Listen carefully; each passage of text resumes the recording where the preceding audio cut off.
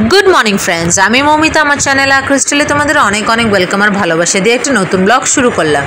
आज के उठेছি একটু আগে ওই 9টা 10-15 উঠে পড়েছি। উঠে তারপরে তো মেয়ে ফ্রেশ হলো, আমি ফ্রেশ হলাম, দুজনে ফ্রেশ হয়ে ব্রেকফাস্ট করলাম। রুটি ছিল, কলা ছিল, বাটার ছিল, তো এইগুলো দিয়ে ব্রেকফাস্ট করে তারপরে আমি চলে এসেছি আমার কাজ করতে। আজকে অনেক কটা কাজই প্ল্যানে রেখেছি, একটার পর একটা করব, দেখতেই পাবে। তো প্রথম কাজটা হচ্ছে ফ্যানটা মুছে নিচ্ছি, কারণ বিছানার চাদরটাকে চেঞ্জ করব।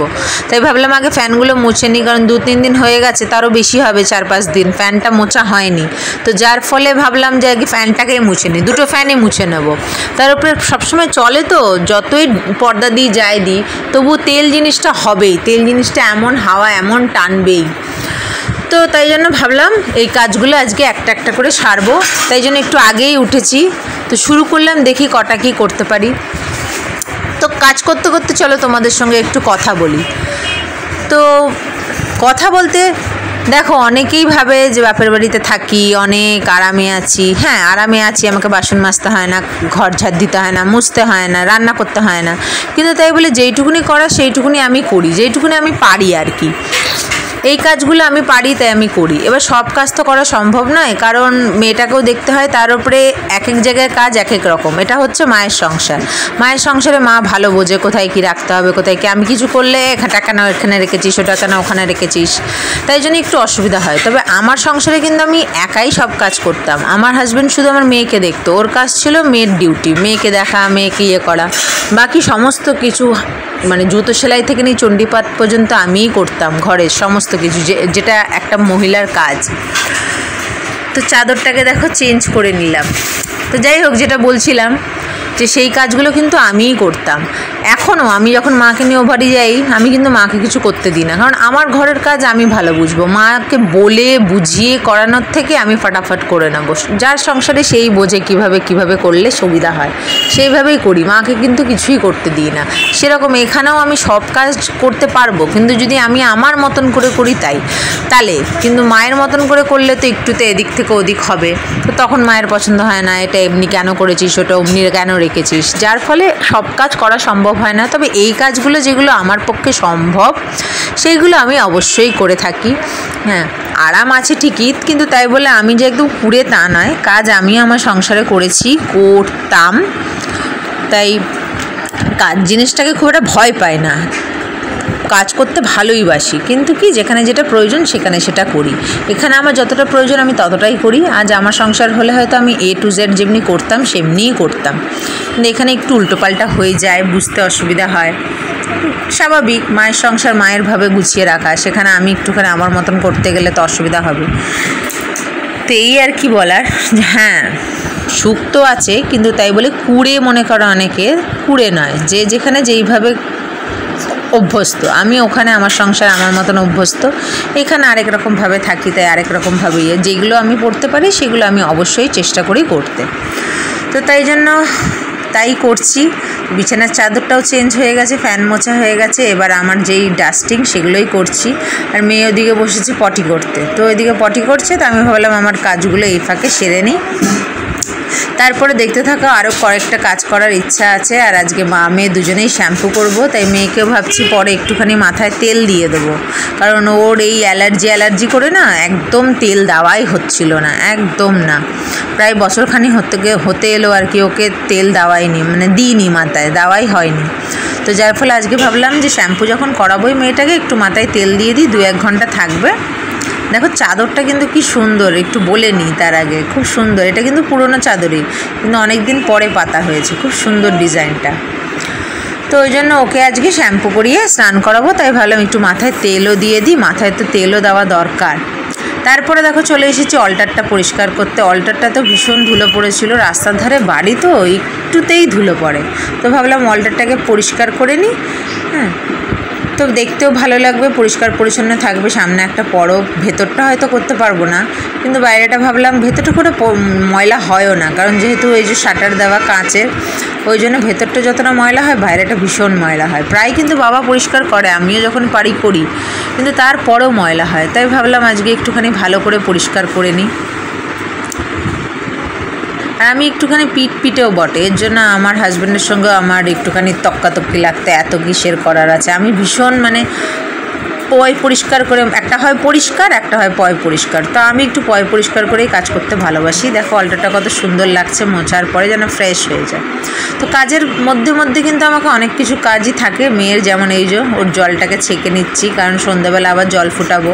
তো এখন ছেঁকে নিয়ে স্নানের সময় এই কাপড়টাকে ধুয়ে নিই, তাই এখন এটাও ছেঁকে নিলাম। তো এই কাজগুলো টুকটাক থাকে, যেগুলো আমাকে কাজের ফাঁকে ফাঁকে করে নিচ্ছি, কারণ এক নাগারে কাজ করলে তো এগুলো আবার বাদ চলে যাবে। তাই ভাবলাম যখন যেটা তখন সেটা করে নিই। তো তারপরে দেখা চলে এলাম ডায়পার খালি করব। তো দুষ্টু এলো, কি করবে বেচারা, সারাদিন ঘরের মধ্যে বোর হয়ে যায়। ওকে টুকটাক কাজে ইনভলভ করলে না ওরও ভালো লাগে, মনটাও ভালো থাকে ওর। একটুখানি মানে সাথী পায় না, তো আমরাই তো সব ঘরের মধ্যে আমাদেরকেই পাচ্ছে, তাই একটু টুকটাক করতে দিই। বেশ খেলাও করছে, দুষ্টুমি তো ওর থাকবেই। তারপর বকা দিলাম, অমনি করছিস কেন, মানে মহাবিচ্ছু।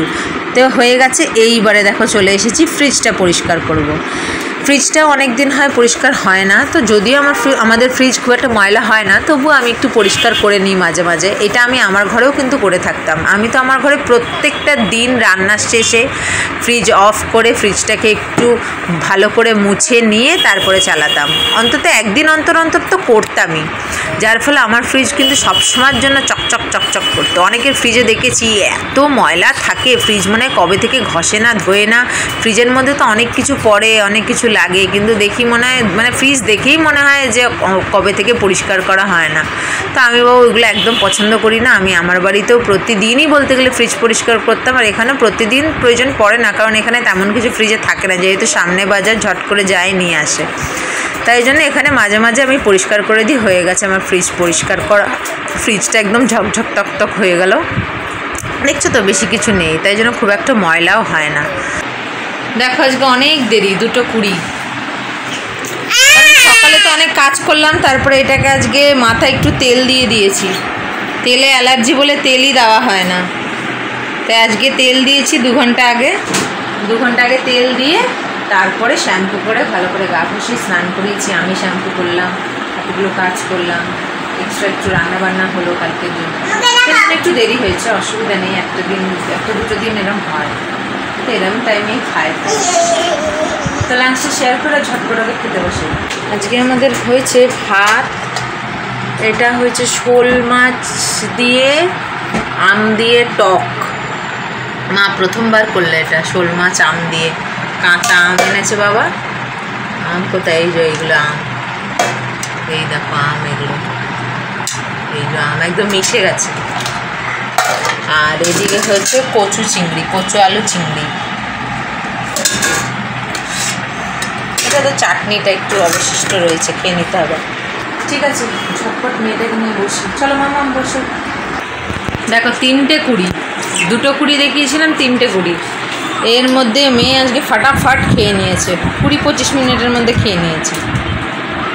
গোয়াবা খাচ্ছে, আবার পটি করছে। কালকে সারাদিন পটি করেনি, তাই আজকে সকালে একবার করেছে, এখন একবার করছে। খাও। এমনকি আমারও খাওয়া হয়ে গেছে।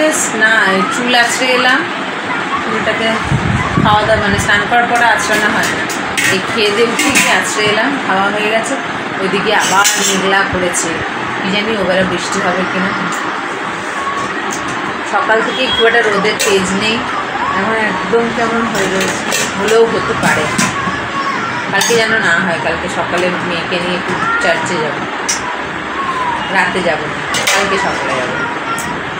তো যেন কালকে না হয়, সুন্দর যেরকম ঠান্ডা ঠান্ডা বাজার। তো খেলে তো ফ্রেশ করিয়ে তারপরে ঘুমাবো, মানে ও শোবে আর কি, সন্ধ্যাবেলা দেখা হবে। মেয়েকে সন্ধ্যাবেলা উঠে ফ্রেশ করিয়ে খাইয়ে দিয়েছি, আর এটা কালকের জন্য হচ্ছে।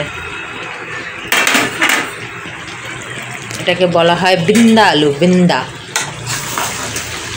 কালকের জন্য একটু করে রাখছি, এটা একদিন আগেই করলে ভালো মজে।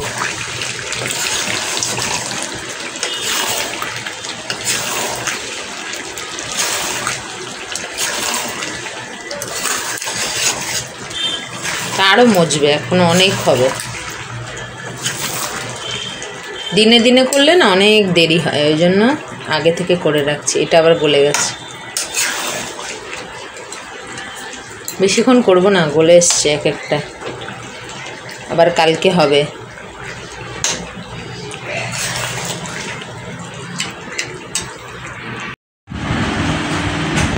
আর 4 FIVE, হ্যাঁ